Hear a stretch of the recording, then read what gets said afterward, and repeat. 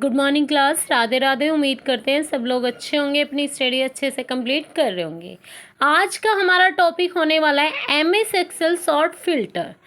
Short filter की सबसे पहले हम डेफिनेशन जान लेते हैं। इसकी डेफिनेशन है क्या चीज़। जब तक हम डेफिनेशन नहीं जानेंगे तो हमें नहीं पता लगेगा कि ये अपने बारे में क्या दर्शा रहा है। तो डेफिनेशन स्टार्ट करते हैं।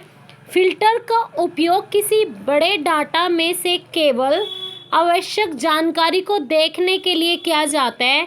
जब फिल्टर लगाते तो केवल चुनी हुई जानकारी दिखाई देती है, बाकी डेटा छिप जाता है, डिलीट नहीं होता है। अब आपको टेबल में दिखाई दे रहा है, दिस इज फॉर एग्जाम्पल के तौर पे हम समझते हैं। आपको टेबल दिखाई दे रही है, हमने इस टेबल में फिल्टर लगाया हुआ है, तो हम जो जानकारी देखना चाहते हैं सिर्फ हमें वो जानकारी दिखाई दे रही है। अब इसे नीचे की तरफ देखिए, छोटी कॉलम आपको दिखाई दे रही है। यदि हम सिटी दिल्ली का फिल्टर लगाएंगे तो केवल ये डाटा दिख जाएगा। अब आपने सिटी में देखा दिल्ली, मेरठ, दिल्ली, लखनऊ है, एंड यहाँ पे सिर्फ हमें सिटी दिल्ली दिल्ली दिख रहा है, तो हमने सिर्फ दिल्ली का ही फिल्टर यूज़ कर रहे हैं, हमें मेरठ लखनऊ का नहीं दिखाई दे रहा।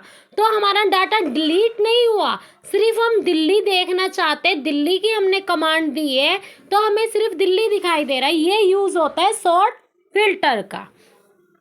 अब यूजेस जान लेते हैं।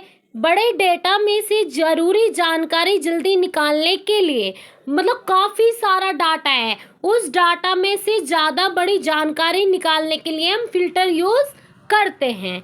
डेटा को विश्लेषण करने में आसान बनाता है, समय और मेहनत की बचत करता है।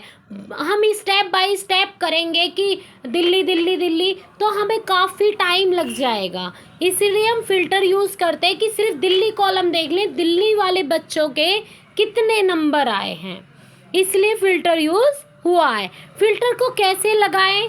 सबसे इम्पोर्टेंट चीज़, सबसे पहले अपने डाटा को सिलेक्ट करेंगे। जो हमने डाटा बनाया है उस डाटा को सिलेक्ट करेंगे, डाटा टैब पर जाएंगे, सॉर्ट फिल्टर ग्रुप में फिल्टर पर क्लिक करेंगे। आपको टॉप बॉटम में सारे ऑप्शन दिखाई दे जाएंगे। हर कॉलम के हेडर में एरो दिखाई देगा। आपको ये दिखाई दे रहा है ना, छोटा सा बिंदु एरो टाइप का, ये दिखाई देगा।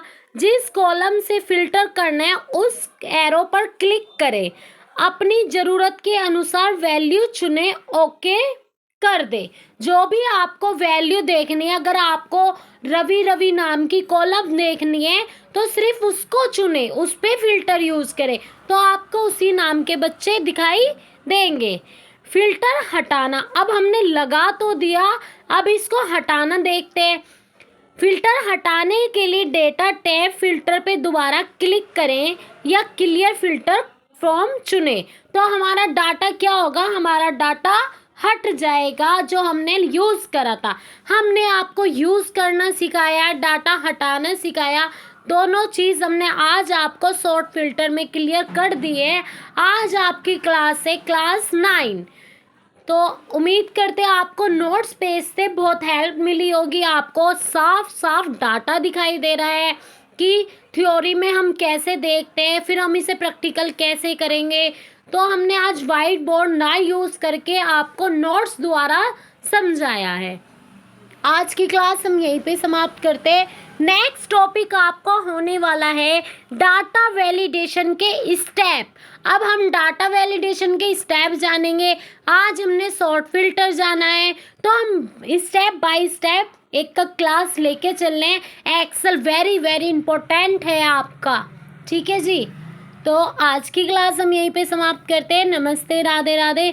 चैनल को सब्सक्राइब करना बिल्कुल ना भूलें, बेल आइकन को प्रेस करें, और वीडियो पसंद आए तो लाइक करके ज़रूर जाएं, एंड कमेंट करें एंड शेयर करें। Okay class, thank you.